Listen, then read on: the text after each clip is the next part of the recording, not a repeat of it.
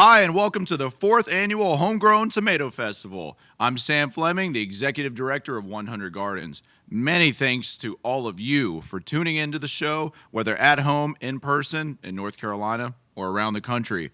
As many of you know, during normal times, the Tomato Festival is an in-person event featuring a backyard grower contest, a tomato-inspired cocktail competition, and an abundance of tomato sandwiches. However, we had to cancel last year's event due to COVID-19. But we retooled the event and we're coming at you virtually, more like a movie. But instead of munching on popcorn, I hope you're enjoying a Mater Sammy as much as I am. That's what's up. This tomato sandwich was made with homegrown tomatoes and Duke's mayonnaise. Why Duke's mayo? Other than the fact that it's my go-to mayo and a staple of every Southern kitchen, Duke's Mayonnaise is the presenting sponsor of this year's Homegrown Tomato Festival. Yes, y'all, it's official. After several years of stalking, Duke's Mayo said yes. The 100 Gardens family sincerely thanks Duke's Mayonnaise for their generosity and support, and we look forward to many more years of this happy marriage. Though we wanted to be fully in person this year, planning constraints due to COVID removed that as an option. But the awesome part of this format is that we can have guests and presenters from all across the country. And we have an A-list lineup for you, including chefs, authors, television and social media personalities, and industry experts. This format has also allowed us to have watch parties in several cities and locations. Shout out to the hosts and guests at the Evening Muse in Noda, Midwood Country Club in Plaza Midwood, Aldersgate in Windsor Park, Southern Strain Beer Company in Concord, and King's Deli in Greenville, North Carolina. But before we start the show, why are we here today? The answer is simple. We're here to grow our knowledge, to grow our connections, to grow our youth, to grow our communities, and most importantly, to grow the mission and work of 100 Gardens. If you'd like to help us grow, please make a contribution at 100gardens.org/donate. With that said, it's my pleasure to show you this is 100 Gardens, and my honor to introduce my friend and farming brother all the way from Tucson, Arizona, Mr. Chuck Collins. Let's get this party started, y'all. Today's youth is going to be inheriting a world that by 2050 will have less fresh water, be facing the collapse of nearly every major seafood species, and will have 2.5 billion extra people to feed. So if we really truly want to create a better world for the people that we care about the most, then we've really got to start changing the way that we think. 100 Gardens, we create engaged and exciting learning opportunities in schools, incarceration facilities, and communities of need. And we use aquaponics as a platform for teaching STEM, business, marketing, and a whole array of life skills. So aquaponics is the raising of fish and plants in a symbiotic environment. The fish create nutrients in the water, and those nutrients provide fertilizer for plants to grow. The plants remove those nutrients from the water, returning clean water back to the fish. So the first thing we found out that we didn't really even understand was how profound aquaponics is as an educational platform. It begins with the fish. It changes the way you think. It actually changes your thought process from a linear to a three-dimensional, closed-loop way of looking at everything. They get really interested. Every kid gets interested in that. So that opens it up. It's the beginning of a conversation. Just as in nature, fish and plants grow very nicely together. Well, in aquaponics, we step in and try to take advantage of the symbiotic relationship between the plants and animals, harvest the fish and harvest the plants, and are able to produce all the things that we need to eat. And just as the phrase, you can either give a man a fish or teach him how to fish, we actually go a step beyond that and teach them how to grow fish. We put aquaponics in schools to give STEM education to the students and work with teachers to help facilitate that. After we build the facility, we provide professional development to teachers on how to use our curriculum, and we can take what's already existing that's great in public schools and we can enhance it, and we do that through aquaponics. When we're able to integrate that within our current education system and teach STEM and teach these valuable life skills, we can truly take this and turn it into a very holistic and very effective way of learning that takes a normal lesson plan in science and brings it to real life. I was working at a hydroponics retail store, and one day a guy came into my store and he asked me for advice on hydroponics. He had this crazy idea about what if we installed hydroponic gardens and showed people how to farm. I looked up Ron Morgan and it turned out that he was a really big deal. So I called him back and I said, you know, what I think you're working on is really important and I'd like to help you do it. And I'd like to introduce you to a technology I've been researching called aquaponics. So then we started going through plans of how we were going to build an aquaponics prototype system. We didn't really do a whole lot until we met Charlie Oliphant, who then came in and said, well, let's just go ahead and build one and see what happens. My commitment started with my commitment to Ron. I've always had a deep respect for him. He was very passionate about it. I was committed to the passion that I saw in Sam also. And between him and Ron, it was pretty infectious. As we were building it and running it, we had kids walking by with their parents, and they started seeing the fish growing in the tank, and they saw the plants growing in the pipes and everything. And they started asking if they could help run it. So in order to run an aquaponics system, you have to do water tests for pH and nitrogen and all these other things. And so we started teaching these young kids in the neighborhood how to do it. And before we knew it, we had parents coming up to us saying, why is my child talking about science at dinner when they're only 10 years old? You know, what are you guys up to? And then that's when we sort of had our discovery moment that what we were doing was actually teaching in a really hands-on way, and in a way that it was addressing food production, environmental sustainability, and STEM and nutrition all at the same time. So we ran that for a couple years, and then Ron started to feel kind of ill, and he told us, you know, by about 2 o'clock every day, I just feel shot.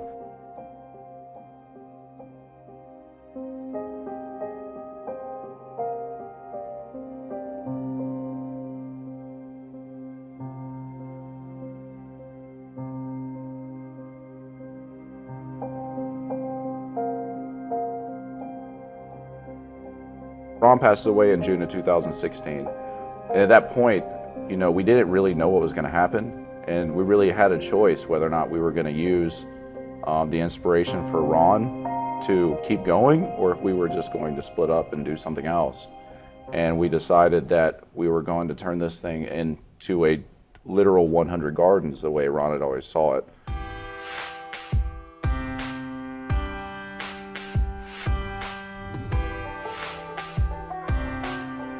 We're going to keep going until we hit that goal.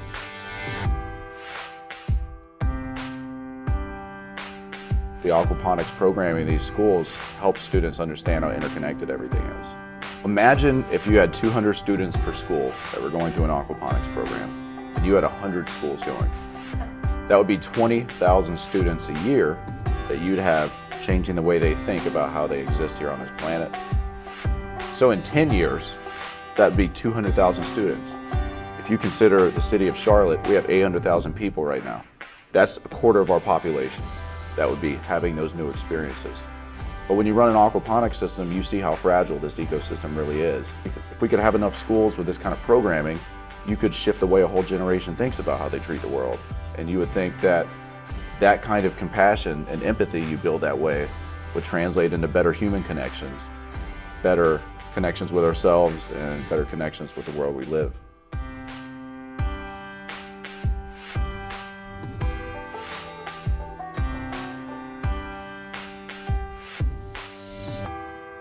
I'm Charles Oliphant, and I'm asking you to make a contribution to 100 Gardens so we can bring this program to more students, more schools in this area. Hi, my name is Monty Thompson with 100 Gardens. We're asking you to donate this year to 100 Gardens. Contribute at 100gardens.org. Hey, hola my friends, my name's Charles Collins. I'm from Together We Grow Gardens AZ out of Tucson, Arizona, and I'd like to welcome you to the 2021 Virtual Homegrown Tomato Festival.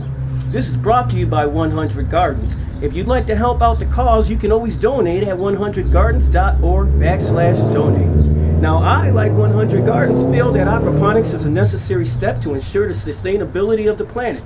100 Gardens teaches our youth how to successfully aquaponic farm. The education that 100 Gardens provides for the youth is essential for not only our health, but also for the health of the earth.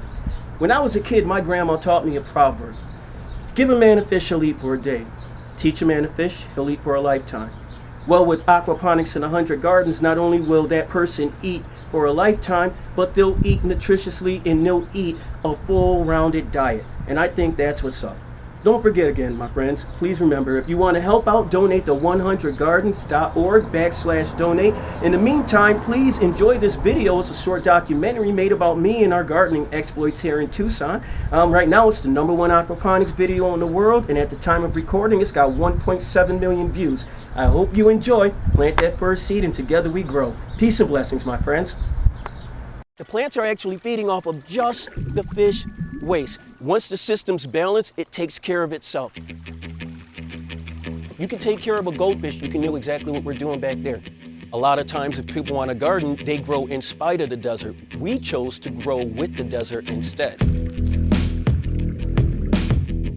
And that's it. That's how you transfer a plant in aquaponics. My family's never been closer. I wish I would have started this when I was a little kid. Think big, don't be intimidated, think big, and think outside of the box.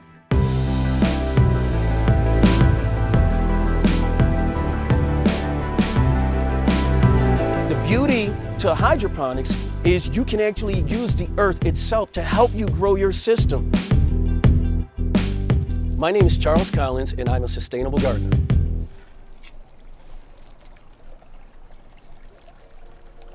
Now these are all raised from fry.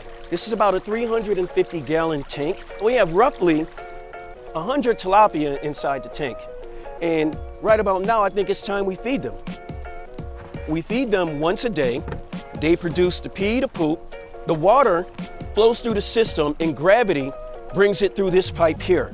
It then comes out into this upper grow bed, which is about 12 inches deep. And we use 3/4-inch scoria lava rock because that brings a really good substrates and a really good surface for the bacteria to grow. The nitrates and the nitrites in the fish poop get broken down by bacteria. The bacteria makes their little colonies within your substrate. The substrate then makes that food for the plants. The plants in return use their roots to clean out all of the hard and solid waste from the fish waste. It goes through your entire system and gets put right back into the fish tank, fresh and clean. As the water makes its way through the first grow bed, it then comes out into the second grow bed. The plants are actually feeding off of just the fish waste. The nitrogen gets broken down, which is what the plants are actually eating. Once the system's balanced, it takes care of itself. Now you might be asking yourself, why fish? Fish are a sustainable form of protein. And in our case, we use tilapia because they're fast growing and they actually self-control their populations in the tank. So it's never too full, plus they are delicious if you grow them correctly. They've got a bad reputation, and I really want to work towards helping clear that up because, guys, it's something that we could all be doing at our homes. We don't want to rely on the big markets and the big box stores and things of that nature. We want to know where our food source is coming from. Grow, be a part of the desert, not in spite of it. All right? Granted, that's an ostentatious pool back there. That's really, really big, and it kind of goes against everything we're doing, but before we started gardening, we kind of lived in the desert and we wanted a pool. So although we have the pool, that's not even the focal point of our property anymore. You all right, guys? Yeah? You okay? Hey, Kevin. Before you say, okay, how can you be best friends with a pig? Have you ever hung out with a pig? All right, now hang out with a pig and then come back to me. All right, and we'll discuss it because pigs rock. If you're ever upset, look, trust me, you can be as mad as you want, but if you ever give a pig lettuce and listen to him chew, it's freaking hilarious. Pig poop is a tremendous source of fertilizer. These guys provide poop for us. I get to hang out with chickens and pigs, dude. What's not cool about that? There you go. I just knew that they were the closest cousins to Tyrannosaurus Rexes, so if I could have a little T-Rex walking around my yard, why not? It's awesome. Chickens are the gift that keeps on giving. On average, 4 to 5 eggs a day. They also provide us a rich source of nitrogen for the soil. These can be stored and refrigerated for up to a year without being treated. The chicken waste, we scoop that up, we put it into our composter for the soil. I got a pig named Kevin and Kobe that live in a house with me. I watched Justice League with these guys, the Zack Snyder cut. It was awesome with my pigs.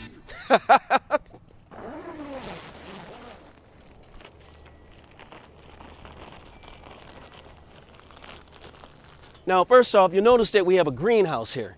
Why have a greenhouse? Well, we have fruiting vegetables, fruiting plants, and they've been fruiting throughout the entire winter. Most of these plants are about 2 years old, or they're clones from plants that were 2 or 3 years old.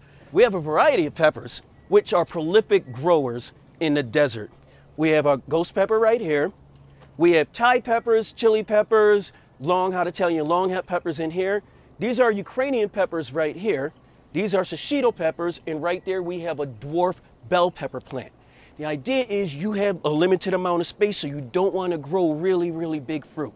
The beauty to hydroponics is you can actually use the earth itself to help you grow your system. We're using a modified flood and drain system with fabric pots because it makes it easier for the plant's roots to breathe.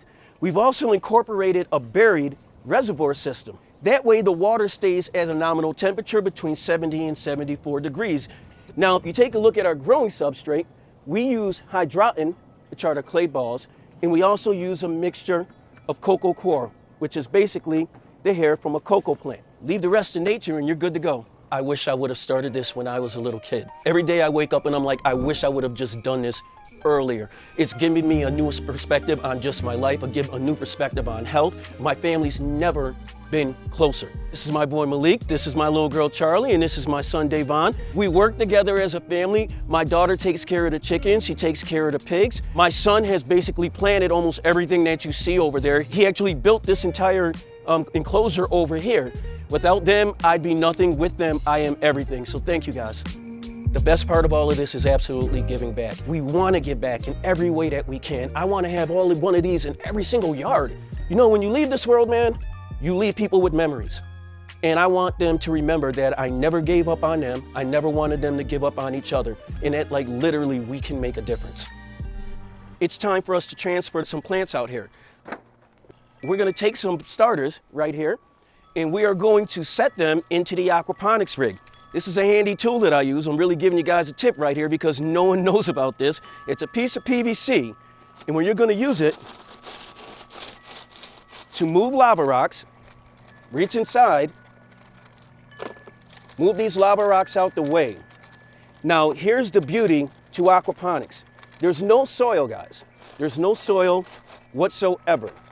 And now we are going to take a squash that my wife started. We're going to set it inside. We're going to take that PVC, we're going to pull it out, and that's it. That's how you transfer a plant in aquaponics. This all started because we had a power issue in our house, and it cost an awful lot of money to get the wiring and everything else fixed. The fear with me was we had fish, we had plants, and they relied on a steady power source. If not, they could just die. Really set my mind to thinking, how can I possibly prevent this from ever happening? Use the power of the sun. This is an 800 watt 4-panel power station. We draw about 4,600 watts a day, which is about 4.6 kilowatts a day. Now, the average household uses about 120 to 126 kilowatts a month. So this tiny little power pack system right here could actually power our house if we wanted it to. You're also going to need to be able to conserve that energy during the night. That's where a battery bank comes into play. Now, a lot of people get solar and they're grid tied. What people don't realize is when the power goes out, your power's still out even if you have solar. So we chose to do an off-grid method to where we actually store our power so we have it in reserve when we need it. It just offers you so much of a sense of freedom that you really aren't aware of until you do it. I was so bad when we first started, I couldn't grow old in an old folks home. I'm not even kidding, man. We were just awful, awful gardeners. So the first thing that we actually successfully grew was basil. Got it from Lowe's, of course. Lowe's or Home Depot. Because we were nervous, we were scared. And we got traditional gardening, in-ground gardening. We did that for 2 years. We got pretty decent at that. And then I started looking into hydroponics. We ended up getting a cheap hydroponics rig for $50 off of Facebook Market.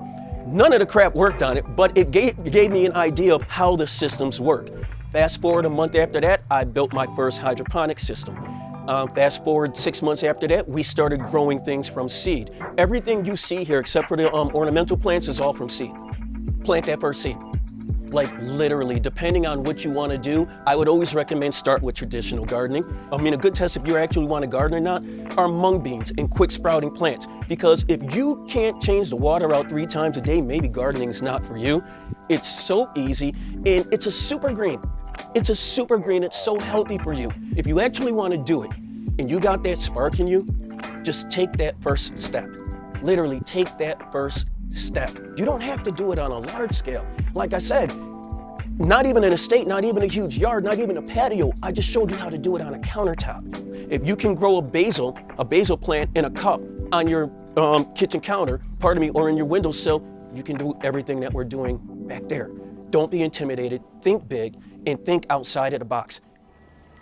What's up, y'all? Little bit of onion action going on over here. I know a lot of people mistake them for leeks, but they're not. These are actually scrap onions. We got these from the grocery store. I think these are 2 or 3 years old now. They've been transferred from traditional gardening to hydroponics, and now they have their final spot in the aquaponics garden. We have some tatsoi over here, Asian cabbage, and this is very, very, very delicious.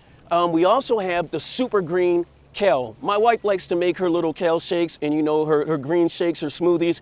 And this comes in handy. Also, I love making kale chips, but that's a whole different video. This is our super green, and this is New Zealand spinach. Well, in New Zealand, it's just known as ice plant. And if you look at the backside, you'll actually see crystals on it. When it comes to aquaponics, it's not about how much stuff you're growing, it's about how much space you're taking up when you're growing it, because you have a very limited amount of space. This entire beautiful New Zealand spinach plant only takes up about this much space in this aquaponics tank. Literally less space than one of these onion plants right here. We get to the lower grow bed, and here's where we'll actually have our starter plants. The beauty of the aquaponics is the plants grow about 3 times as fast as they normally would, and they grow 3 times as big. Just take a look for yourselves. I was born and raised in the ghetto. It was kind of rough where I'm from. I think we got like 38 or 40 cleared nights a year, so the sky's always gray. Raised by a single mom, she raised me and my brothers. I love my mom to death. She fostered my imagination because there wasn't much. If you were to get into anything on the streets, chances are if you grew up with me and you got into the streets, chances are you're either dead or you're locked up and you're not coming home anytime soon. We didn't have much for opportunity, so it was all on imagination. And I always wondered what it would be like to live on the moon and to live on Mars. And plus my mom always fostered my imagination with astronomy. She got me my first telescope when I was 8 years old, got me my first atlas of the sky when I was 6 years old, and she took me to the library, children's library, when I was like 5 and a half, 6, and it changed my life. It made me think outside the ghetto. It made me think outside the hood, and I've basically never come back to earth since then. I want people to dream, man. I want them to dream. I want them to know that things like this are possible. I'm 50 years old, and I'm as much a kid as I've ever been because I get to play with some really awesome toys back here, man. You know, they say, man, this is so boring, I'd rather watch grass grow. Here's the thing, have you ever watched grass grow? It's freaking exhilarating. It's one of the most exciting things, watching a plant open up, either in real time or with the time lapse. It's really incredible. Brother, it's an amazing life, man, and it's there for everyone. Whether you have a yard, an estate, acres, or a patio, you can do this.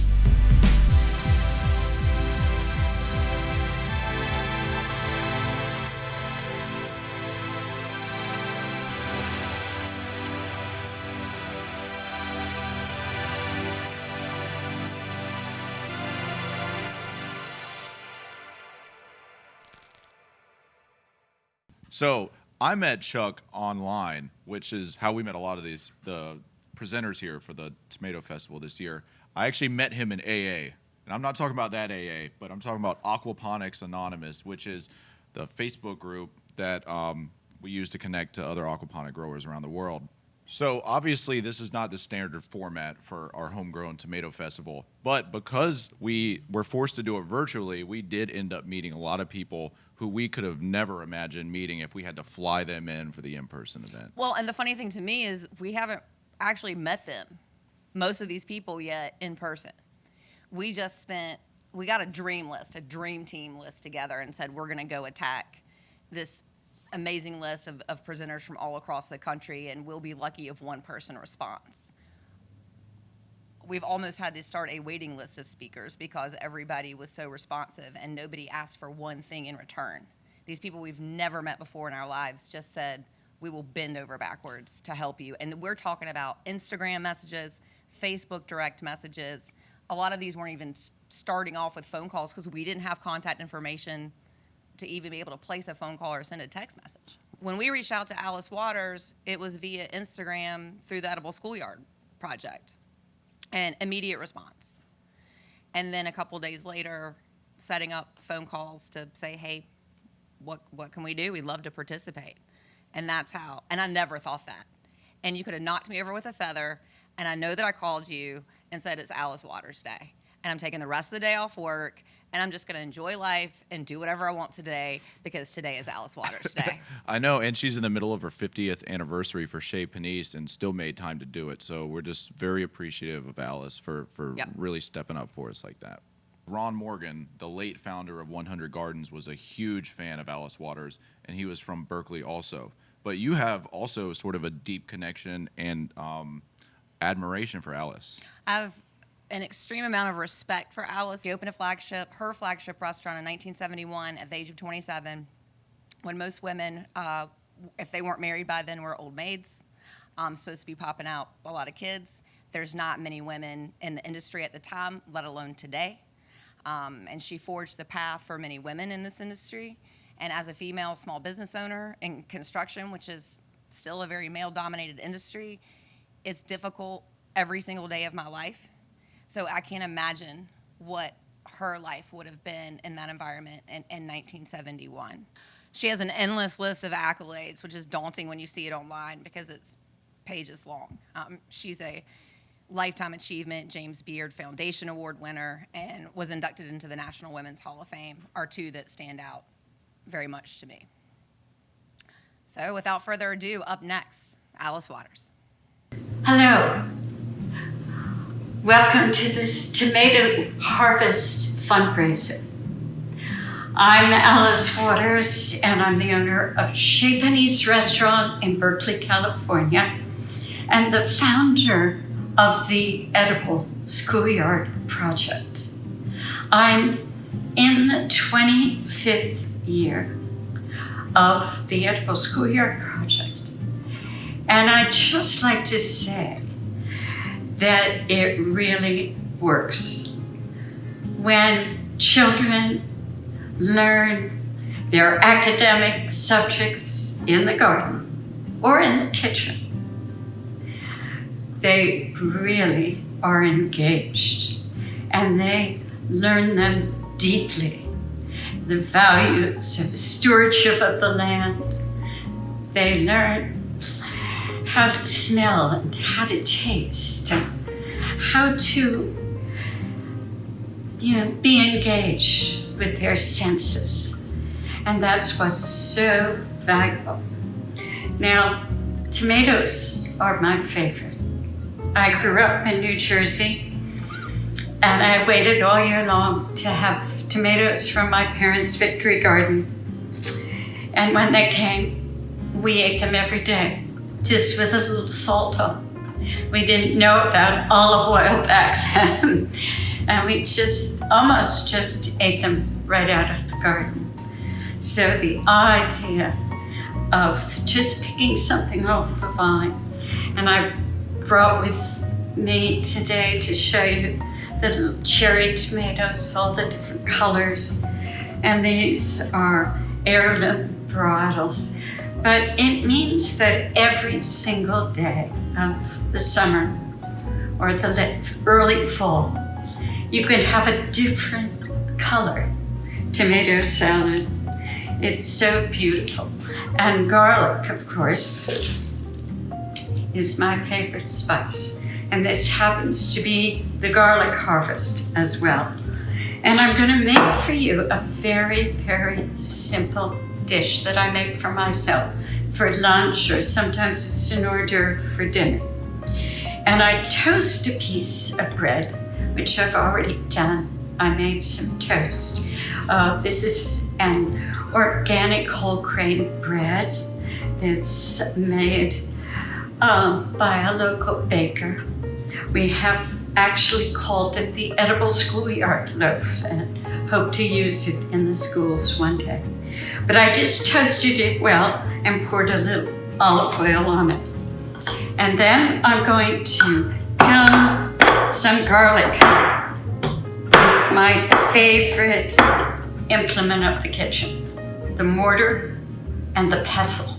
And I make a vinaigrette like this every day. And I love to see the garlic just disappear in the bottom of the bowl as I pound it. And it's just practically gone. And then I pour in a little vinegar, red wine vinegar, and some salt. And I stir it around. And I stick my finger in it. Just be sure it tastes good. I'm going to add olive oil, but I want to know that the garlic is marrying with the vinegar. It's sort of being tamed by the vinegar. And I just set that aside. And now I'm going to make this chopped tomato sort of sauce that I will, not a sauce, it's more like little cube tomatoes that will be put in the vinaigrette and on top of the toast. Sort of mixing my knives here because one big one is sharp and the other one is not sharp. A serrated knife is always good for cutting tomatoes. But I can't tell you how much kids like food and like to feel like they can help in the kitchen. They want to be part of the process. And that's what's so important to me. So I have this bowl of chopped tomatoes and I'm going to put some olive oil in the base of the vinaigrette. Since I make it every day, I know how I like it. But it's again, cooking is so much about trial and error and thinking about tasting and tasting again. I think it's good. And I'm gonna just pour this vinaigrette over the salad. So I'm just stirring it all up. Tasting. It wants a little bit more salt. And that's something that we do always at Chez Panisse. We're tasting at the very end.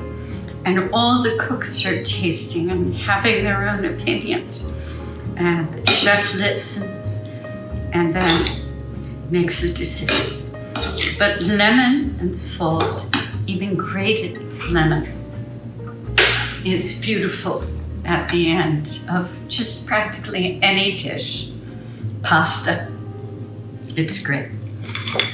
And now I'm going to cut these toast in half and put the chopped tomato on the top with the juice, not pouring it. Oops, falling out of my bowl. Just like that. In Italy, they call this crostini.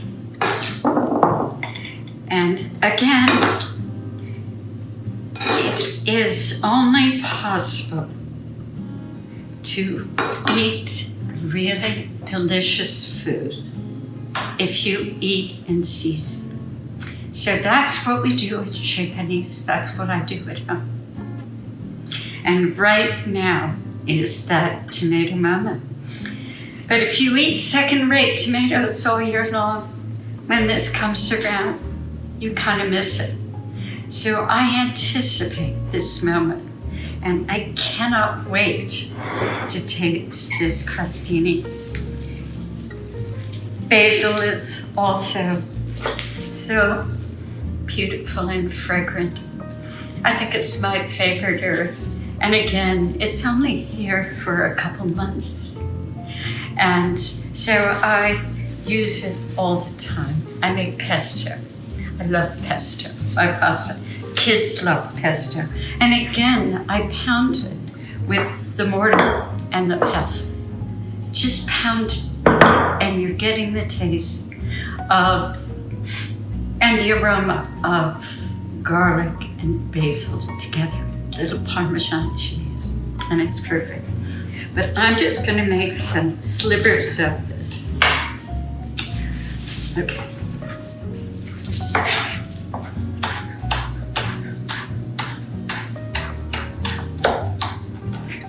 Just gonna chop up a little garlic.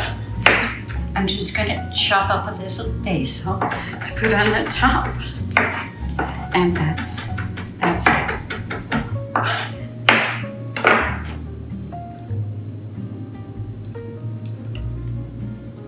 Voila. Thank you to 100 Gardens for all your beautiful work, and hope that we can have a meal someday together. Good afternoon, Tomato Fest viewers. I'm Eric with Duke's Mayonnaise. We are so proud to be the presenting sponsor of the 2021 Homegrown Tomato Festival, benefiting 100 Gardens. 100 Gardens works tirelessly to provide education and opportunities for youth in our communities across North Carolina and beyond. They address issues such as hands-on learning environments, nutrition, equitable food access, and job skill preparation. This method of interactive learning also allows students to think outside of the box, to truly understand their connection to each other and the environment. And while the Tomato Festival is a time to celebrate, it's important to remember what brought us all here today, to help grow 100 Gardens. With that said, I hope all of you are learning about this incredible organization while enjoying the Homegrown Tomato Festival. The festival wouldn't be the same without tomato sandwiches, and on a hot summer day, nothing tastes better than a homegrown tomato and Duke's Mayo sandwich. Talk about a true Southern classic. White bread, Duke's Mayo, homegrown tomatoes, so simple and so tasty. Like Alice Waters blazed the trail for women in the culinary world, Duke's also has a rich history of women leading the way. Next up, you'll see a brief history of Duke's Mayonnaise, a story of Eugenia Duke, creator and founder of Duke's Mayonnaise. She was a successful entrepreneur, hired and led an all-female sales force, and left us with the legacy that is Duke's Mayonnaise. Enjoy the video. My name is Eugenia, better known as Jeannie. I am the granddaughter of Eugenia Duke, the mayonnaise lady. Well, my grandmother, I guess from day one, was an excellent cook and loved to cook, loved to feed people. During the First World War, she started making sandwiches for the soldiers at Fort Sevier. The soldiers just loved her sandwiches. She was just known because it had this special sauce on it. The war ended, and one of her friends said, Eugenia, quit fooling with those sandwiches, just make your mayonnaise. So that's what she did. She started making her mayonnaise, and my mother said, that little thing, she got herself a car and learned how to drive when women didn't even know how to drive. And she would drive all over the South selling her mayonnaise. It was 1917 when she sold it. By then, she had moved to California because my mother and father, and I don't know how long after she got there before she started Dutchess Sandwich Company. I can still see the little yellow trucks that drove all around Oakland, California, delivering her sandwiches. When the Second World War started, somehow or other, that little thing, she got the contract for feeding all those shipyard workers. Those trucks got bigger and bigger and bigger, and they were driving all over, delivering the most wonderful food you ever saw. She was an entrepreneur and she was very successful, and I mean, it was kind of uncommon. A female 100 years ago starting her own company, and becoming such a success. Before she could even vote. I mean, yeah, before she even had all of her rights. That's really what I thought was so cool, was that, I mean, she couldn't even vote, and she made 10,000 sandwiches in one day. But the funny thing is, not one of us had ever heard of Duke's mayonnaise. They didn't sell it in California. And when Jack and I moved here, I walked into Harris Teeter, and there's this whole wall of Duke's mayonnaise. I said, where did that come from anyway? I couldn't believe it. Growing up in California, we always heard the story that our great-great-grandmother had invented mayonnaise. And Mayonnaise. So, yeah, it wasn't Duke's mayonnaise. It wasn't like a certain sandwich spread. It was mayonnaise in general. She was the inventor. We didn't really realize how significant Duke's mayonnaise was until we came out here to the South. In California, no one had ever really heard of it. You can't really find it in the grocery stores. It's kind of rare. And then you come here and it was like everywhere. That sounds ridiculous, I know, but she was so humble about it. You know, that was a section of her life that was over. She came to California to be with her daughter and her grandchildren, and she got settled in there, and then she opened another business, cooking something. I don't know that she would necessarily have ever been able to dream that 100 years later it would still be a legacy. I mean, it would be so huge. With the 100th anniversary, there's just like this locomotive force of remembering what a huge role she played in women's contributions to an area in a very unlikely time. She was a woman of great drive, obviously, and a very loving person. You know, the whole picture was just wonderful. I think that there is something to say about this having been a family recipe. You know, she started out just on her own, and now 100 years later, it's the exact recipe that she was creating in her own kitchen. I hope you enjoyed taking a trip back in time and getting to know the history behind Duke's mayonnaise. Up next is Chef Nellie Johnston with the kids cooking demonstration. Chef Nellie is a children's cookbook author and is passionate about our youth being able to prepare and cook their own food. Chef Nellie and her helpers will be making Tuscan tomato bread soup and a BLT complete with Duke's mayonnaise. Hi, my name is Nellie Johnston, and I'm the owner and founder of Growing Time Cooking. And for the last 5 years, we have taught cooking classes in the Charlotte, North Carolina area. And we also have a nutrition-based cooking curriculum that we sell nationally. One thing about Growing Time Cooking that is kind of unique is we focus a lot on nutrition and food origin, food science, and all of it. We like to educate our students about everything, because we've noticed that a child is more likely to eat healthy and be more self-sustaining if they know where their food comes from, if they know what that food does for their bodies, and if they know how to prepare it. So we are really, really excited to be a part of the Homegrown Tomato Festival, and we fully support what 100 Gardens does in educating communities and families about food source and about how it all works into our daily lives. And so today, we are going to teach you 2 recipes with my beautiful helpers here. We are going to focus on tomatoes for our 2 recipes. So I'm gonna let my helpers introduce themselves. We're gonna start here. I am Gavin, and I'm 9, and we're gonna make BLTs, is bacon, lettuce, and tomatoes. Awesome. Hello, my name is John, I am 9 years old, and we're going to be making tomato bread soup. Awesome. Okay, so how this is gonna work today is I'm just going to walk this through. I want you guys to see how easy it is for kids to cook, because they are capable, I promise you.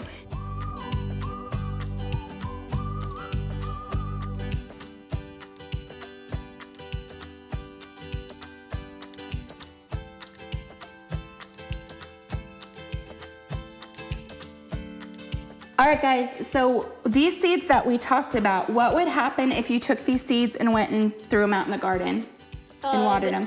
They would germinate. They'd germinate, and what would they grow into? Tomatoes! They would grow into tomato plants, right? So we're not doing that, but what we're going to do is I'm going to have you guys put these seeds. John, can you get this bucket? And we're gonna put it into our compost bin. We have this just on our counter. So we're going to put those, perfect, into our compost bin. And then what we're gonna do is we're gonna take this out back after the class and put it in our compost bin. Our next step is to cut these tomato pieces in half so that they're smaller pieces because we need to cook them down. Okay guys, now we're just going to put all of these tomatoes into this bowl. It's gonna pile really high. And we're gonna set them aside while we get our pot ready to cook them. All right, so what we need to do now is we need to cook our tomatoes, and we're going to start by turning our stove on to a medium heat. So I'm gonna have Gavin do that. And John, I'm going to have you take 1 tablespoon, so can you get that tablespoon measure? I'm gonna hold this over here, and you're gonna dip that in and put 1 tablespoon of olive oil into the pan. And wait, yeah, perfect. And also, no, that's good. Thank you so much, John. And then, excuse me. And then, Gavin, can you very carefully put these tomatoes in the pan? Be careful. Try not to hold on to the side so it doesn't splash up on you. oh my God. It's all right. Makes a loud noise, huh? All right, John, can you grab that spoon? And can you just stir that around real quick, John?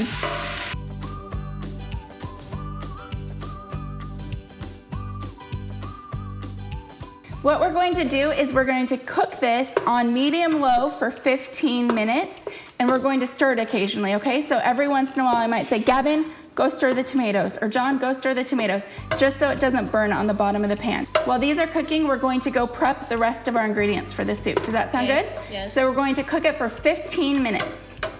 Okay, the next step we have is just prepping the rest of the ingredients for our soup, and it's pretty simple. We uses basil, garlic, toast, salt, olive oil, and vegetable broth. And this recipe is amazing because you can grow 3 of these ingredients in your garden at home. You can grow the basil, which we got this from the 100 Gardens greenhouse this morning.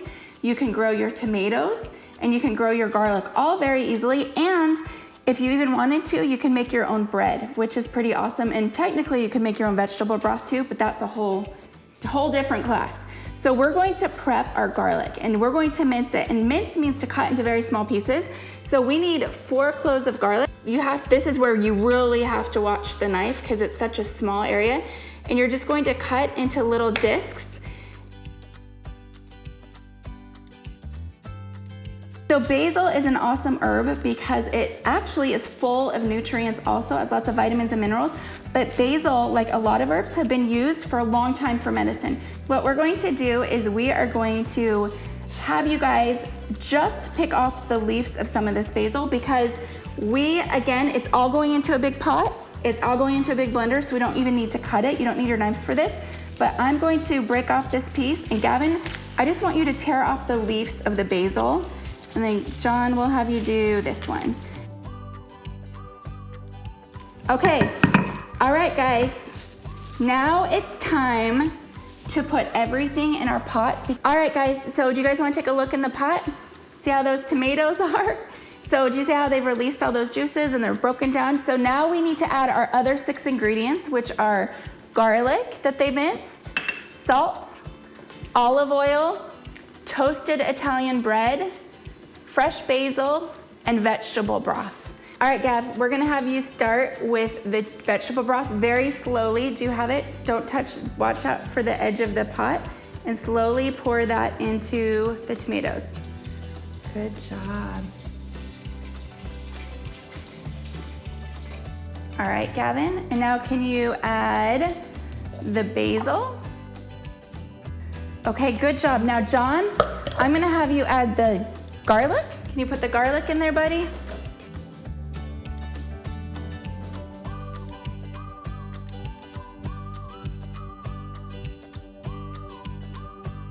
Okay, John, so you're going to just do a quick stir in the pot, real quick, just because we want that bread to be, or you can just push down the bread because we want it to start absorbing that liquid. So just make sure all the bread is kind of submerged. and we're going to let this simmer for 20 minutes while we move on to making the BLTs, which is next. And boys, what do BLTs stand for? Bacon, lettuce, tomato. Woohoo! Good job.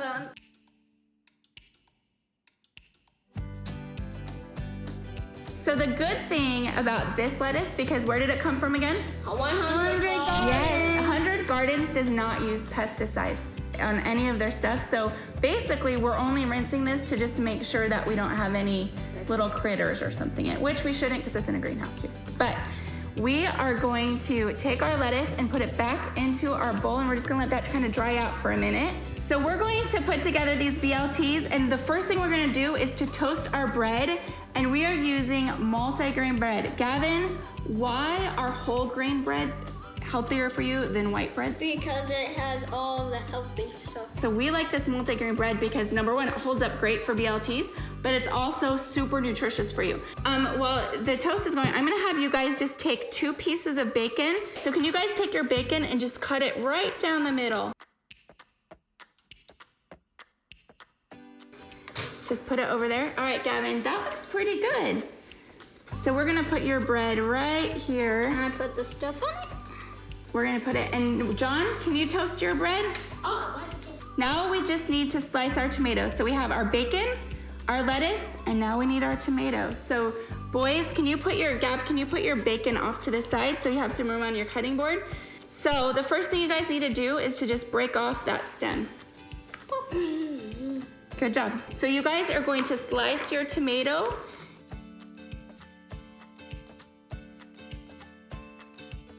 Okay, so we have our bacon, our lettuce, our tomato, and our bread. What are we missing? Some Duke's mayo. Duke's mayonnaise. So Duke's mayonnaise is the only way to go for BLTs. It's creamy and delicious. I actually have a friend who, if I make anything and think of using anything other than Duke's mayo, she gets like seriously offended. It's that good. And when it's time to put the lettuce on your bread, you're going to just break off a couple pieces of lettuce. Okay.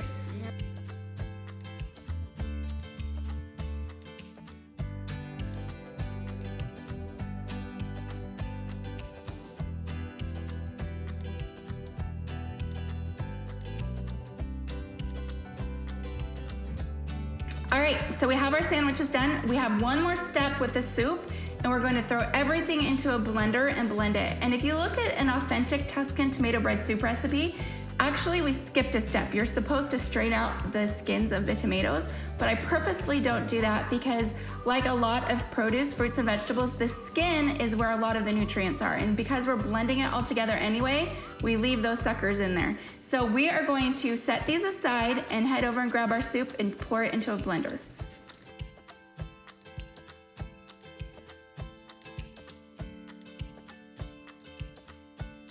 We're just gonna we're gonna blend this up, and then we're gonna add those last tomatoes. Okay, all right boys, we're not done quite yet. There is one more task. Are you guys ready? Yeah. We need, because it's an Italian Tuscan tomato bread soup, we need to top it with some fresh Parmesan cheese. This is optional, but it really is delicious. So we're going to have John go first. And John, you don't need to shred that whole thing. You just shred it just a little bit, and we're gonna let him. Kids are capable, and it's so important because it helps them. It's a life skill that is vital, is being able to provide food for themselves. So we are so excited that we were able to do this. And again, check out 100 Gardens and support their cause. It's phenomenal, and it goes right along with education. Education is power. And the more we educate these kids and educate families, then the better our communities will be.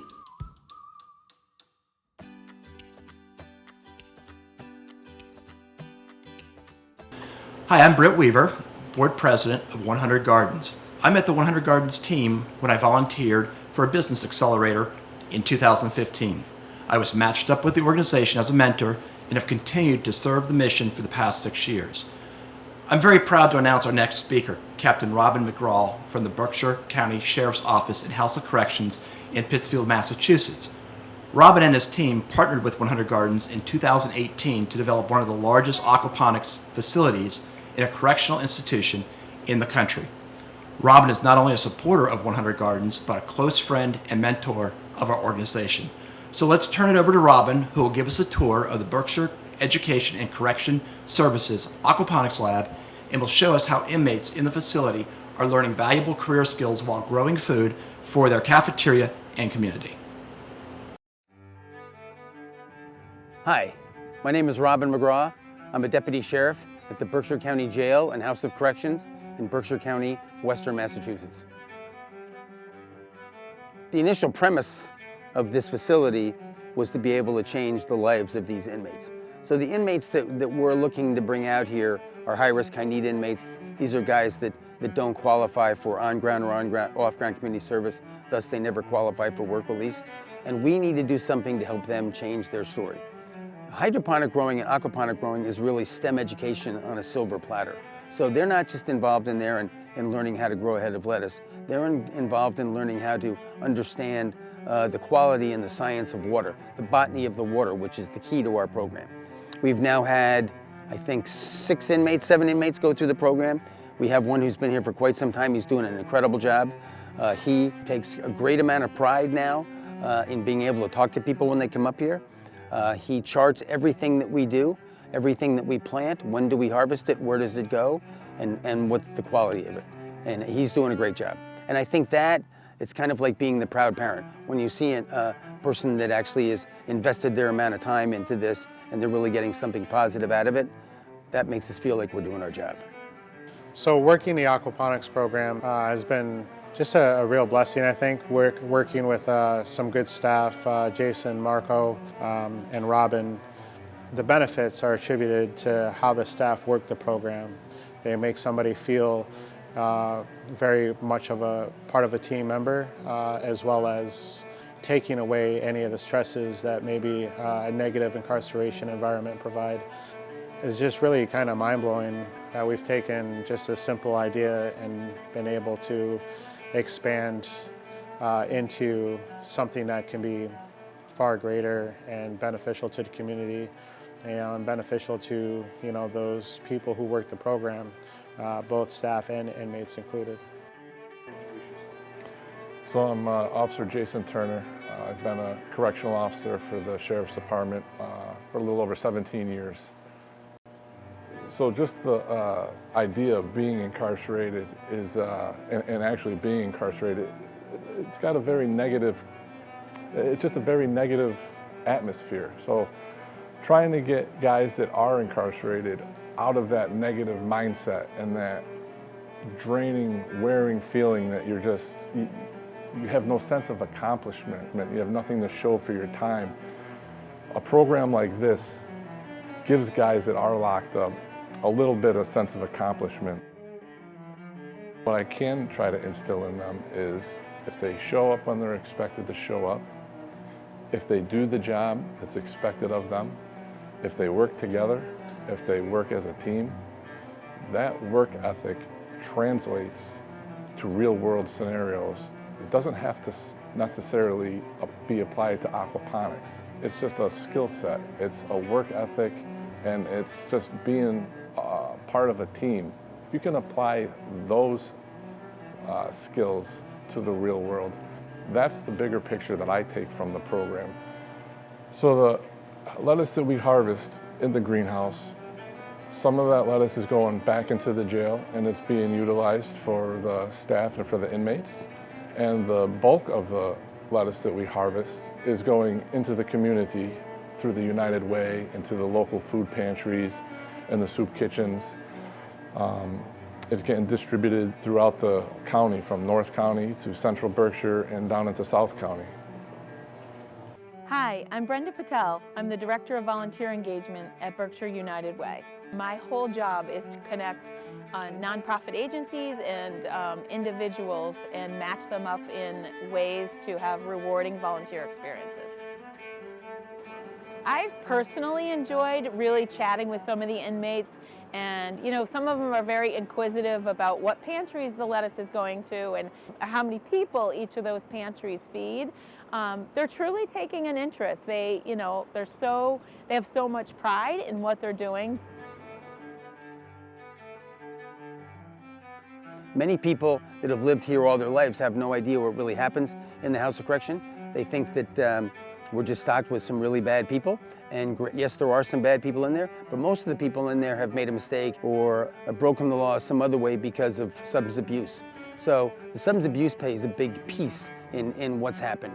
And as COVID came along and we realized that even though that the level of poverty was going up, the opioid crisis, and certainly food vulnerabilities, they were all going up, COVID blew that out of the water. And there's so many people now that are really struggling in Berkshire County to be able to get a healthy meal and to stay clean, that we really wanted to focus on being able to make sure that a big piece of what we did was given back to them. And so we've involved the United Way, we've involved Green Agers, Roots Rising, other groups, Berkshire Bounty, that are all about growing sustainable food and getting it back into the community. So one of the reasons that we're actually doing the short video today is around supporting the Tomato Festival, which is the 100 Gardens big fundraiser. They're partners of mine. We're going to continue to do a lot with them, even though that we're in the Northeast. We're hoping that that partnership will spread out across the country. You understand what their mission is, that they want to put in 100 gardens. Certainly this is going to be, this is one of the key gems of what they've helped to design and be a part of. And I really wouldn't be here today without Sam and Charlie and Monty because they were the impetus to get this going. I do think that they were surprised that I wanted to build a facility that was this big, but we've actually grown some tomatoes inside hydroponically, and the beds that I'm sitting on right now are going to put out an enormous amount of tomatoes this summer. So it's still a little early for us to be growing tomatoes outside, that's why you don't see any, but we're happy to be a part of this festival and support 100 Gardens in any way that we can.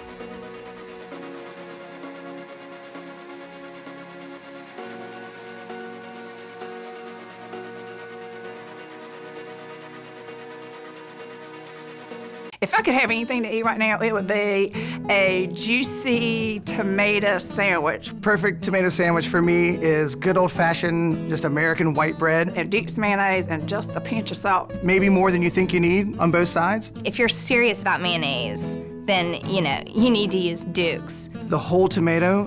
And slap it together. It's so good. Go outside and eat it because it's a pretty messy sandwich. It's awesome. Y'all are making me hungry. Hey, Craig LaHoulier here. Some people know me as NC Tomato Man. You could say that I wrote the book on tomatoes, and you'd be right. I am the author of Epic Tomatoes, and I'm coming to you from my tomato forest in Hendersonville, North Carolina. I'm a really lucky guy. I got to name the variety Cherokee Purple way back in 1990. Get to be the tomato advisor to the Seed Savers Exchange. I bet you didn't know that was a thing. And have led the dwarf tomato breeding project for a while. Even though love tomatoes, I can say this is the first ripe tomato that I've got from my garden. So not going to feed a family of 4 with those, am I? But they're coming. Gosh, I was at the first Homegrown Tomato Festival for 100 Gardens at the very beginning and got to meet Sam and all the wonderful people involved. What a great organization, and they really, really need your support.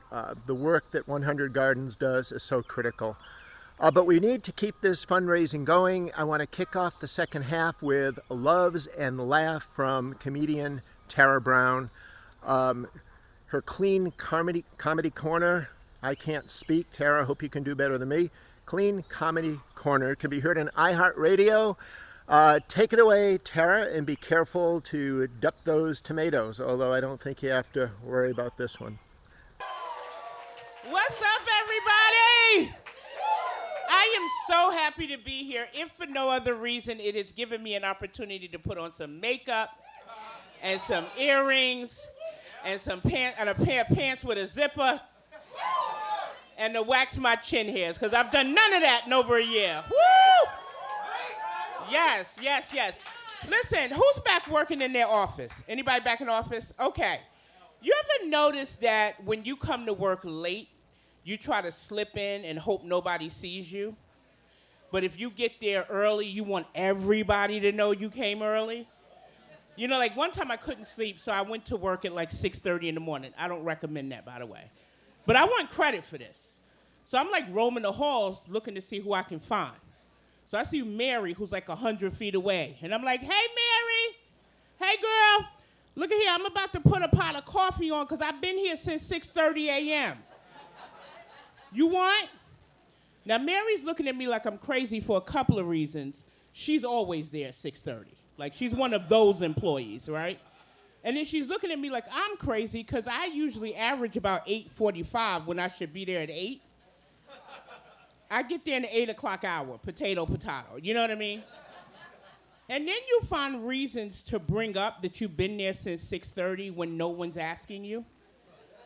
Like you're in a meeting and Mike says, you know what, those projections for next quarter are looking really strong. And you're like, excuse me, Mike, so sorry to interrupt, but it's funny you should say that. Because this morning when I was here at 6:30 a.m., I was thinking the same thing, like the projections are gonna look strong. I'm just funny, it's funny you say that. So then, but the reverse is true too, right? Like if you stay late, you want credit for staying late. Now that gets a little tricky because half of y'all still working at home. So you gotta get a little more crafty with this one. So you gotta do stuff like send an email that is absolutely useless, other than the fact that it's time-stamped for when you should be home. So you do something like this. You're like, hey, Mike, yeah, it's me. You're probably home with your family. I'm still in the office. I just wanted you to know that tomorrow when you come in, if you see that pen that was on the floor in your office is now on your desk, that was me. I put it there. 'Cause I didn't want you to stab yourself in the foot. You know what I'm saying? That's it. And then for good measure, you go out to the parking lot and take like selfies with your car. right? And put it on social media, like hashtag working late, hashtag employee of the month, right? And speaking of employee of the month, can we make a decision right here, right now, that anybody who unnecessarily hits reply all to an email should never, ever, ever be employee of the month? Can we decide on that? Because their decision-making skills are questionable, right? So I'm trying to get some stuff implemented at my job. Like right now, we have up those banners that say, stay smart, be 6 feet apart. And I'm like, that's good. People remember stuff that rhymes. So I'm trying to get implemented, don't have the gall to hit reply all. Right? I'm gonna let y'all know how that's working out. I'm gonna let y'all know. And then I want to talk to you guys about this pressure they're putting on us in supermarkets that nobody's talking about. Like when the cashier asks you if you want to round up for charity. Who says no to that? I know. Someone always raises their hand. Now listen, it's not that I'm not a charitable person. I just don't want to feel pressure to give to charity, right? And so like, and I feel this pressure because the woman in front of me just rounded up her change for charity. The dude behind me is like, seriously, you're not gonna round up your change for charity? Now look, if my purchase comes to $8.99, that's all you. I'm not gonna miss that, take that. But if it comes to like 10:01, I gotta think about that for a second. Cause I don't always have round up money, right? So then I tried to flip it on her and I said, well, let me ask you, which charities do these support? And she said, the American Cancer Society and the American Heart Association. And I'm like, those are good charities, but they also got a lot of money behind them. And if not, they can get some from Big Pharma, because they're hitting me for prescription costs every month, right? Go to Big Pharma. So then I was like, well, can I decide the charity it goes to? Because I like to donate my stuff to the National Association of People Who Don't Judge People by what they see in their shopping cart. Because I'm pretty sure I saw you roll your eyes when you saw my vanilla bean Haagen-Dazs in the cart. But did you see I had artichoke? I got artichoke in there because I believe in balance. I'm about balance. So they just stopped asking me to round up. They gave me the website for Instacart and just asked that I not come. Then I had to go, Then I had to go Google how to cook artichoke because I just really only put that in the cart for show. I don't know. And then recently I was on a talk show and I was on a talk show with an author who wrote books on body positivity, which is great, right? And her take on it was that as opposed to bemoaning those things you don't like about your body, write a love note to it. Like, here's an example. Dear Pinky Toe, even though I stub you a lot, you help to balance me out. Thank you.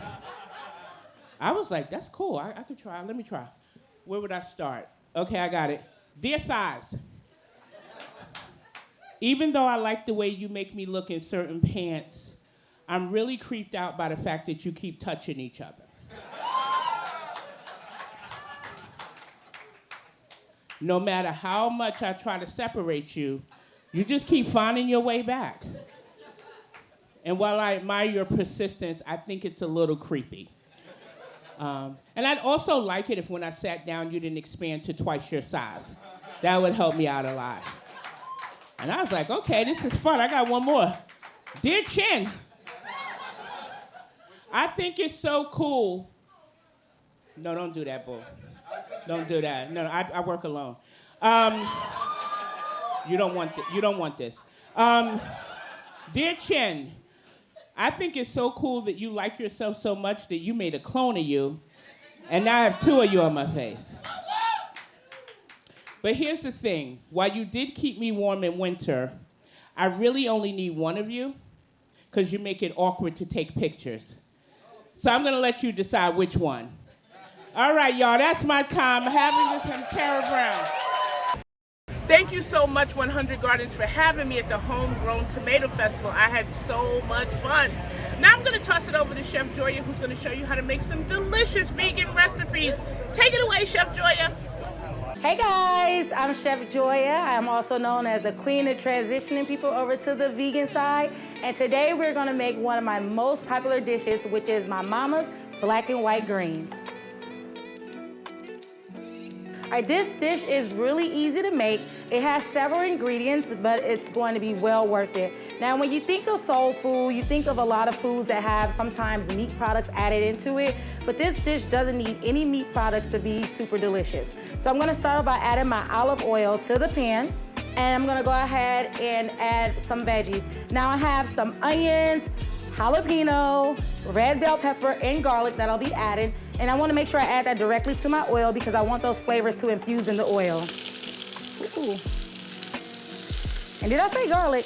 If I didn't, garlic, all right? So I'm gonna give this a nice stir, and I'm gonna cook this for about a minute or two. All right, so we're gonna let our vegetables sweat down. Now, the key thing with vegan cooking is that you always have to add a lot of flavor and a lot of seasoning. So I know it has like the stereotype of vegan food being rabbit food or it doesn't have enough flavor.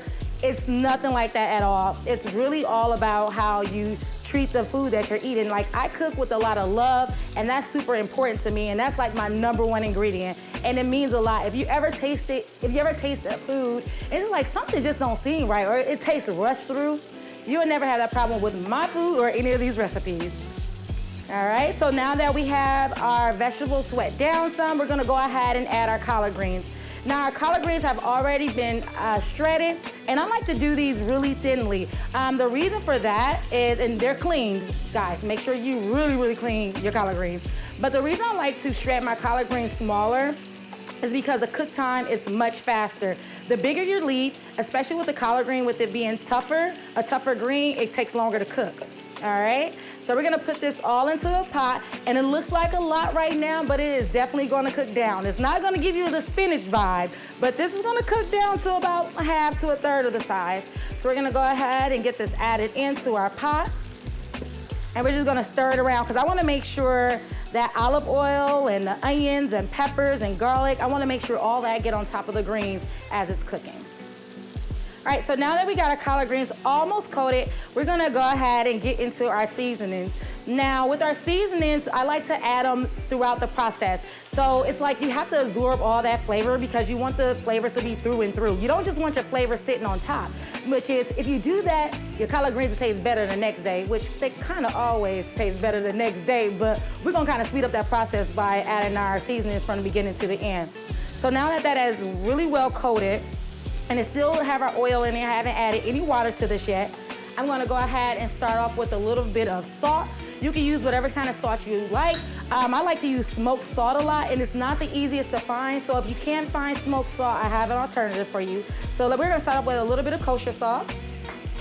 Next, I'm gonna add some black pepper, and I'm only gonna do a little bit now because I'll be adding some more later. All right, so add some black pepper. Next, we're gonna go ahead and use liquid smoke.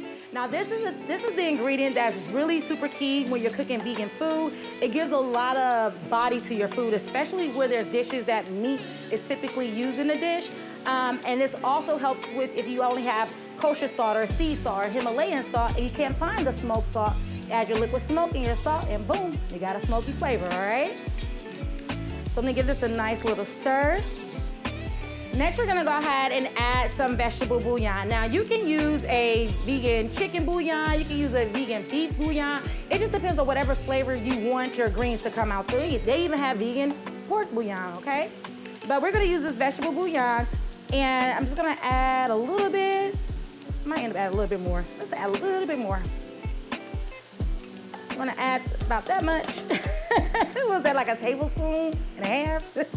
Make sure I get all that off. I'm gonna add that to my pot. And at this time, I'll add a little bit of water to it. Now, you can just use straight vegetable stock if you would like. I prefer the bouillons in paste or in cubes because it gives it a lot more flavor.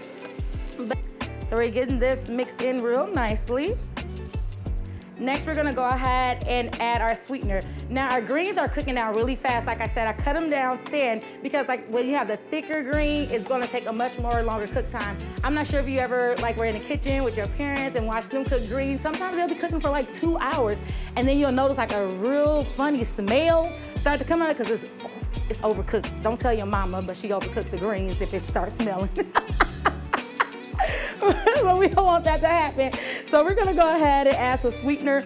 This is a maple and agave nectar blend. You can use one or the other, but it's absolutely delicious in your greens. And then we're gonna go ahead and add a little bit of apple cider vinegar. At this point, I actually add apple cider vinegar about 2 times. Right now, this is just like a little bit of the cook method, and then at the end, when I taste it, I'll decide if I want to add some more. It's always easier to add than it is to take away. You don't want to do too much too soon, all right? So I'm getting this stirred in nicely.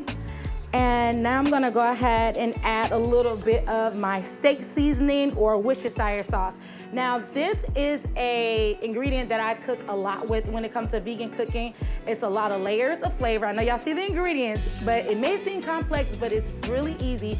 And it's something that is it is a necessity because it heightens the flavor. So anything that I put in here is gonna do something to elevate the dish because we don't rely on meat as a flavor enhancer or give it that body. So we gotta do a little extra things to make it taste really good.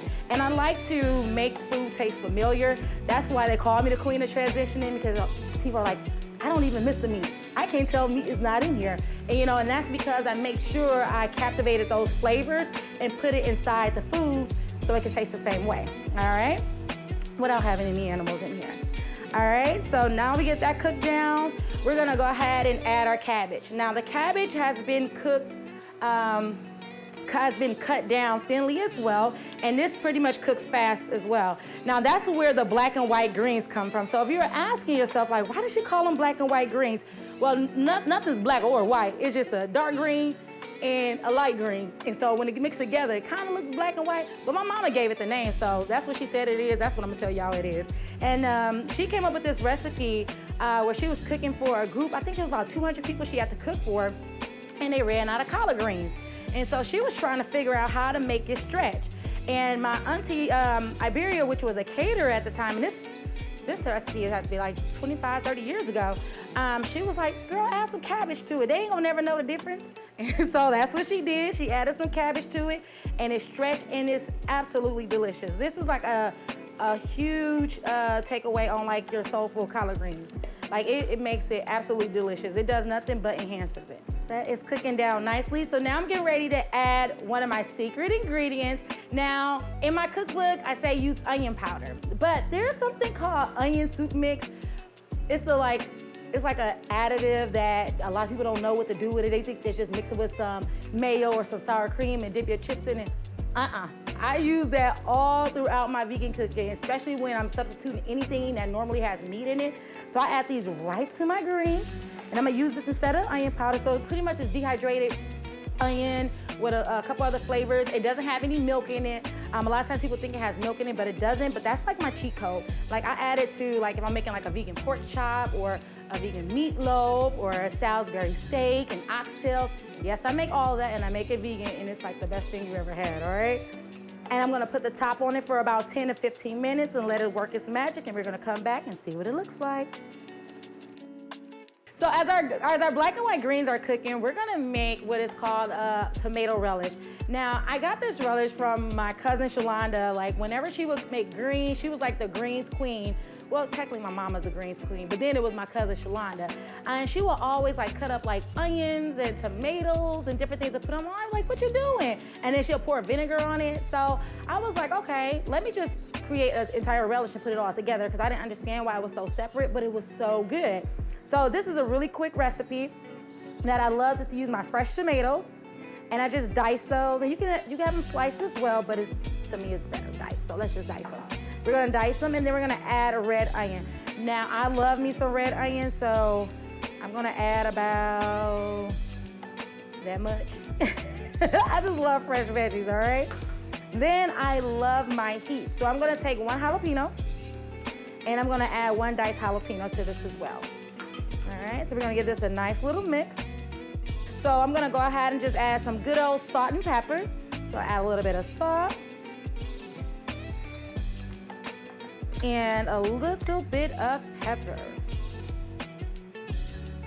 Then we're gonna add some vinegar. Now you can use apple cider vinegar, but I really, really love this with red wine vinegar. So I'm gonna add some of that to here. Add a little bit, lot of it, you know, it's vinegar, come on now. So I'm gonna add a little bit of that to here, and I'm gonna give it a taste. And it's just that easy, and this absolutely is delicious on top of your greens. Like you just put some on there as it's done. So you got like the hot greens, and then you got like the fresh tomato relish. Oh, it is the bomb. It is the bomb diggity. Now, if you don't like heat, you can absolutely take the seeds out of your jalapeno, but you definitely want to keep the jalapeno inside of this relish. Right, so I'm gonna taste it, see if I need to adjust any salt and pepper in it. Make sure I get all the flavor. That's perfect. Ooh, it's hitting right here. Woo! It's good.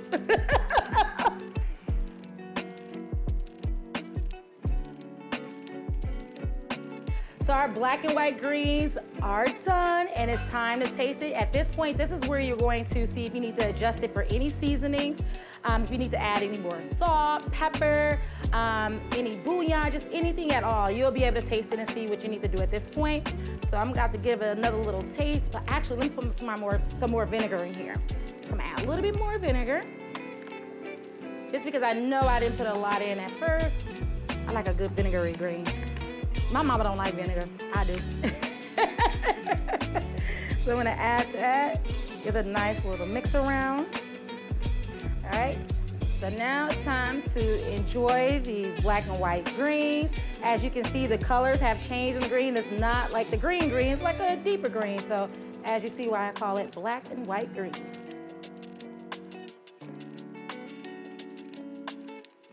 Up next, we have Vincent from Idlewild with a cocktail demonstration. All right, hey guys.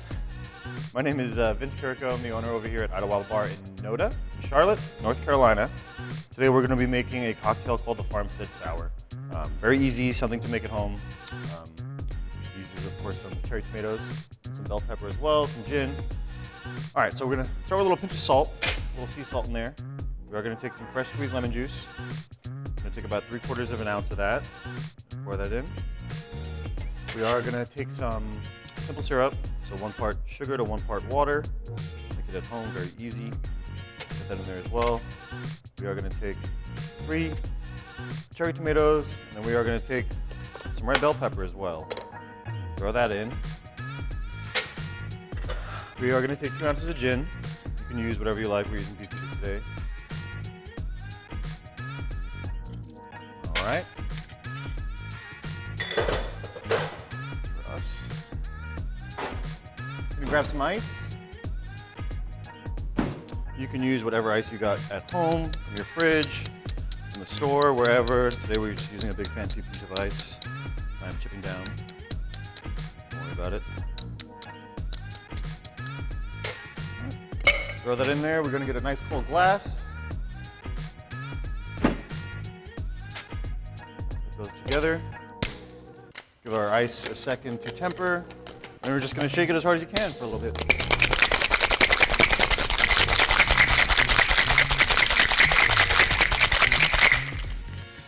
Once you do that, you're going to strain that out into your glass. Just like that.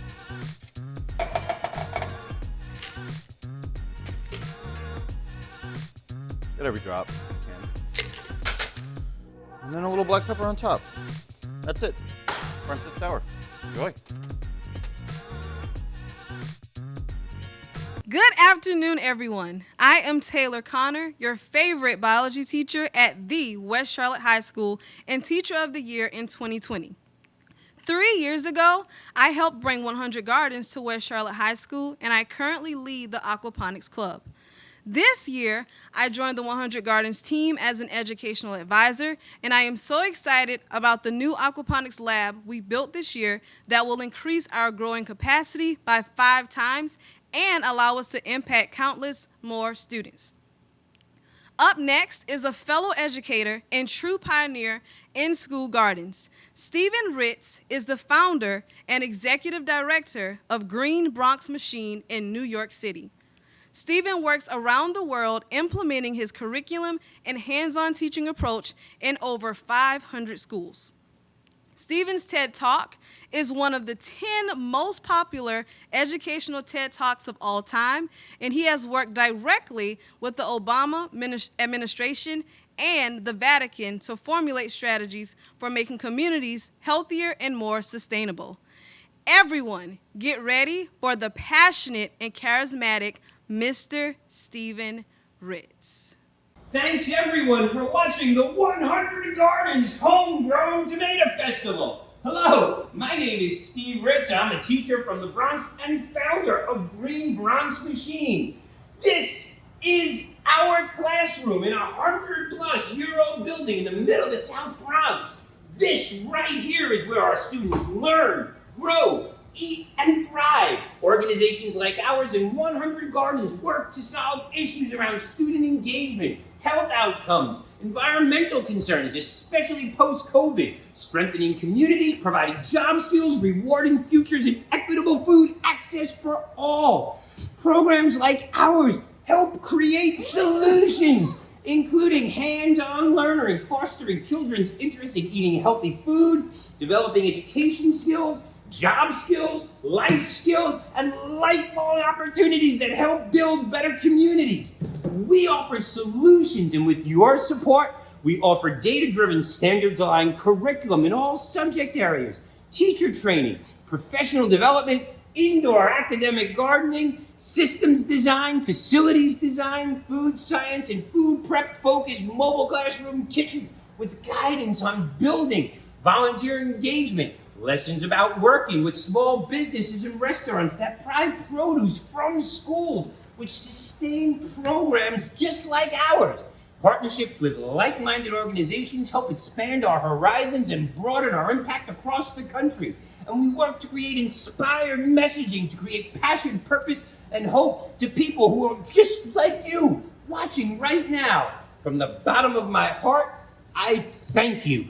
Programs like 100 Gardens truly understand the power of a plant. And right here in the South Bronx, we've grown over 115,000 pounds of vegetables. Programs like ours transform communities, attracting the likes of Michelle Obama, the mayor, the chancellor, Time magazine, and so much more. And why? Because it happens because of people like you. You are the folks who make this happen.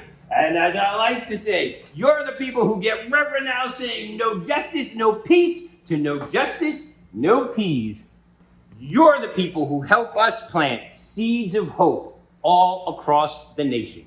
Today, I am personally asking you to spread the word about these types of programs to schools and leaders in your area. Start a garden with your children or for your community.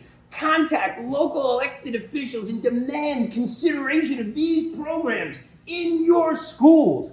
Listen, no one can do everything, but everyone can do something. And you don't have to be great to start, but you have to start in order to be great. Specifically, I'm asking you to schedule a 100 Gardens greenhouse tour to see the impact firsthand. Make a contribution to help grow 100 Gardens at www.100gardens.org/donate. Or at the very least, buy the official 100 Homegrown Gardens Tomato Festival t-shirt at www.homegrowntomato.org.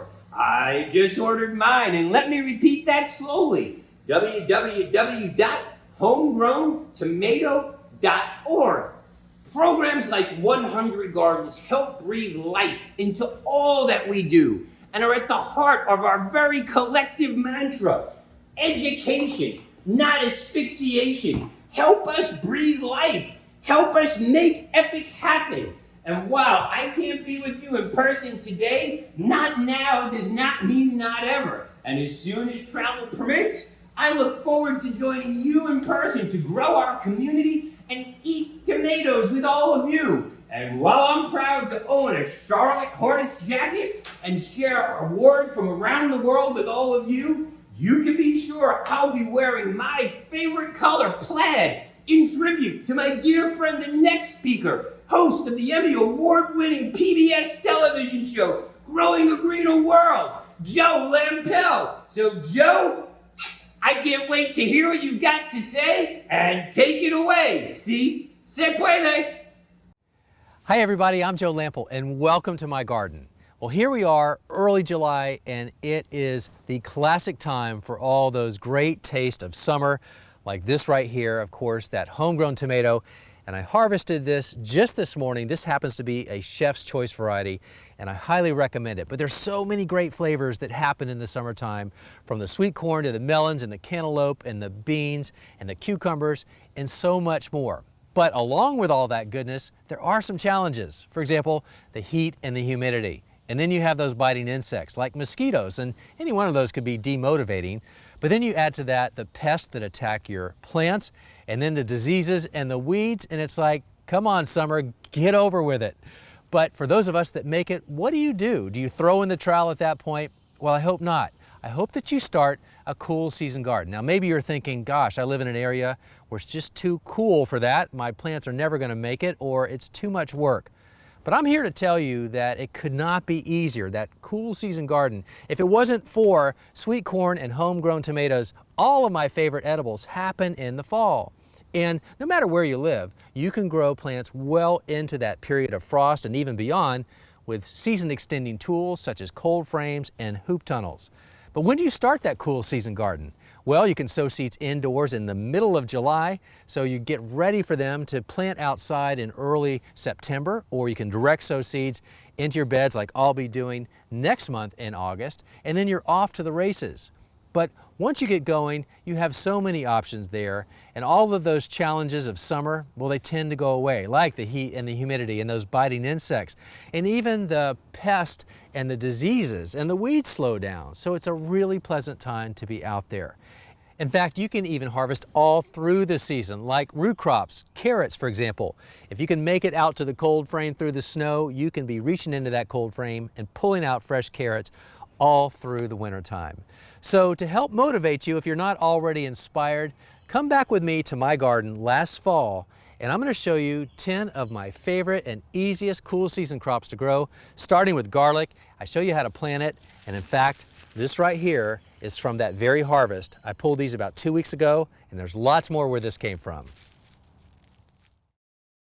Of all the edibles I grow in my garden, garlic is the last to go in, around mid-October to early November, and it could not be easier to grow. Now, you can get garlic bulbs from a seed company or even the grocery store if you like that variety. But all you do to plant it is pick off a clove, and then you stick that clove into a hole by pointing your finger into there, about a 2-inch hole, and then you take it and you put the pointed side up, cover it up, water it in, add some mulch, and that's really all there is to it.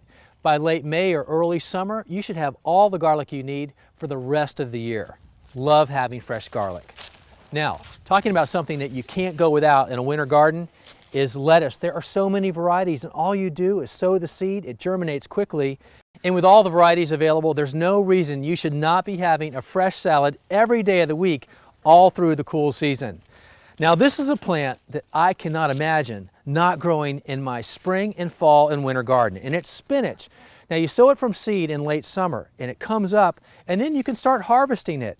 When you pull from the outside or cut from the outside, you've got great salad ingredients or just a spinach salad. But if you continue to let it grow like this, it's fantastic in a saute or a salad, but it's one of those cut and come again crops. So all you do is you harvest from the outside of the plant, and it continues to grow from the inside. So this is a plant, it doesn't care how cold it gets, but it's productive all through the winter. So you gotta grow this one. Now, talking about one that's delicious and it only gets better as it gets colder is Brussels sprouts. Now, this does take a while to develop, but the sprouts develop all up and down the stem. And boy, are these good, especially when you're in the mood for something delicious from the garden. Brussels sprouts will definitely fill that void. Now, I also like the garden to look really good too, which is why I have 2 beds of giant red mustard. And if you like something with a little heat and a kick, Spiciness? Well, that's this giant red mustard. And when the light hits it, it really almost has this neon look to it. It's very stunning in the garden, plus it's delicious. Now to fill the void, I add beets on the outside. So I've done that on both beds, so that makes 4 rows of beets. And then I intersperse with some chard. And then I got this great stir-fry combination, and the beets are a root crop. None of these plants are bothered by very cold weather, so it's a great addition to your fall garden. Now, if you want the sweetest carrots you've ever had, you need to grow them yourself. And that's why I always have at least one bed of carrots here. They are so non-demanding. All you do is plant the seeds in late summer. Now, the seeds are very small, so you'll plant lots of seeds along the rows. And then once they sprout, you just come and thin them out.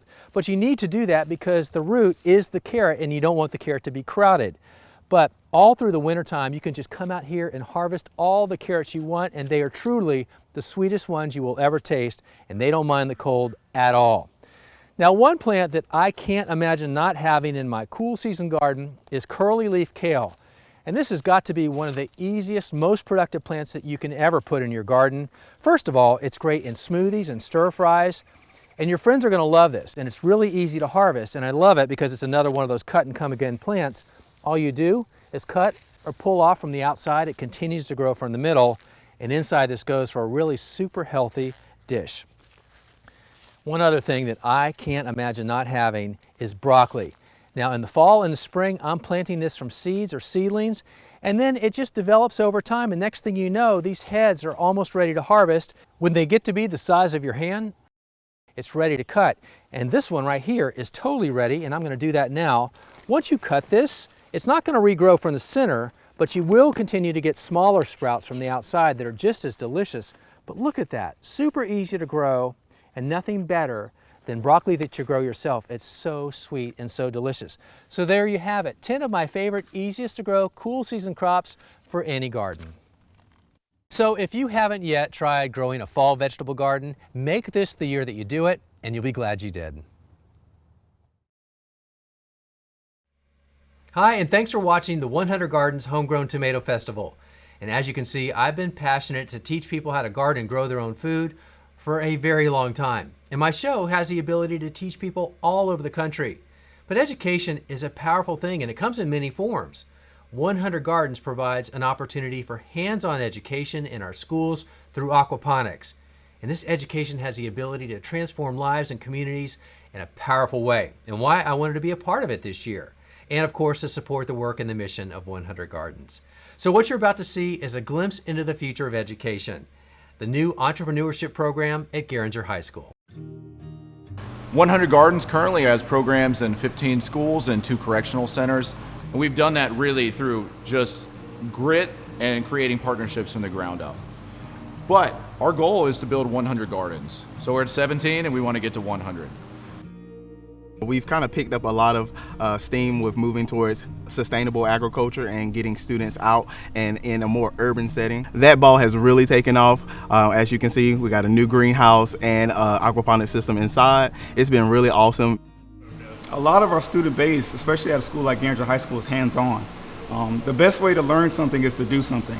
It's great that you can sit down and you can learn it, you can watch a video, or you can take a test about it, but to actually see it and to actually do it. As 100 Gardens grows with Charlotte, CMS and Garinger High School, and these students gain this knowledge, this is something they can go back and look upon and say, hey, I was working in this greenhouse when we had these big old fish here in the lab, and I created this cabbage or this lettuce, and this is knowledge that I can take with me for the rest of my life. That's why it's important. Our next big initiative is our entrepreneurship program that we're doing with high schools. It's really great what we can do inside of the schools and the correctional centers, but one of the big issues right now is getting the community involved. This has become way more evident to us lately. We've taken the entrepreneurship standards for the state of North Carolina and taken them out of the hypothetical scenario of entrepreneurship, which is where it is currently, and putting it into a real entrepreneurship context. And so students manage and run an aquaponics business and then partner with a local restaurant who's in need of fresh produce year-round. They purchase the produce directly from the entrepreneurship program, and that brings revenue back into the school program. So we can pay a large portion of the program costs just through that partnership. When 100 Gardens approached us for a partnership, we felt like it fit our mission and vision statement. We wanted to to help the outside community. And it just is a perfect opportunity for Aldersgate and the community to integrate together and provide some educational opportunity along with some good food. Most school gardens are very experimental. Let's try this, see if it works. If we get some cherry tomatoes, cool. But at our high schools, we produce 150 to 200 heads of lettuce every week. So we're talking 7,800 heads of lettuce per school per year.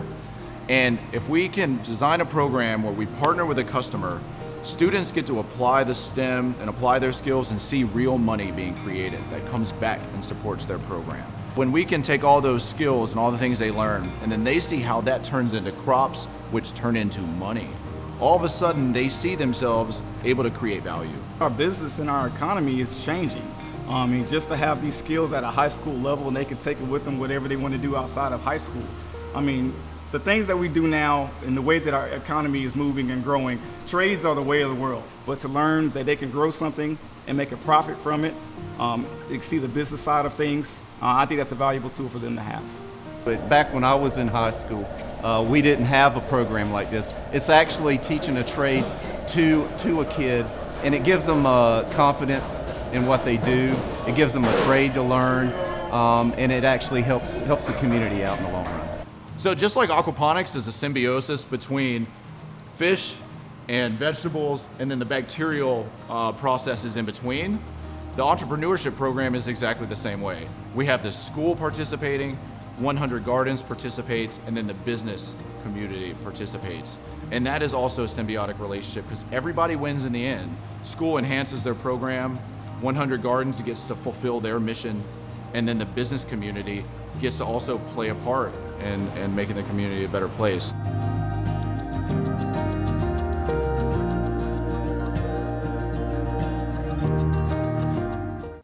Thank you all for watching this year's Homegrown Tomato Festival. We hope you enjoyed the show at home or at one of our watch party locations. We'd like to sincerely thank our title sponsor, Duke's Mayonnaise, and our presenters, Tara Brown, Vincent Chirico, Chuck Collins, Chef Joya, Chef Nellie Johnston, Joe Lample, Craig the Tomato Man LaHoulier, Captain Robin McGraw, Stephen Ritz, and Alice Waters. And also our host watch party locations, Aldersgate, The Evening Muse, Midwood Country Club, Southern Strain Beer Company, and King's Deli. And a special shout out to our 100 Gardens schools, faculty, students, and volunteers, as well as the 100 Gardens staff and board members. We hope to see you next year when we return with our traditional format featuring the Backyard Grower Competition, Tomato-Inspired Cocktail Competition, Mater Sandwiches, and vendor booths. Since we were so fortunate to find incredible presenters from around the country this year, we'll be keeping a virtual and watch party component to the Tomato Festival for next year also. Thank you again for your support. Don't forget to hit the donate button or visit 100gardens.org/donate if you liked what you saw today. If you're interested in bringing an aquaponics program to your favorite school, please reach out to us directly at 100gardens.org or shoot me an email at sam@100gardens.org. I'll leave you with this meaningful quote by musician Guy Clark. There's only two things that money can't buy, and that's true love and homegrown tomatoes. See y'all next time.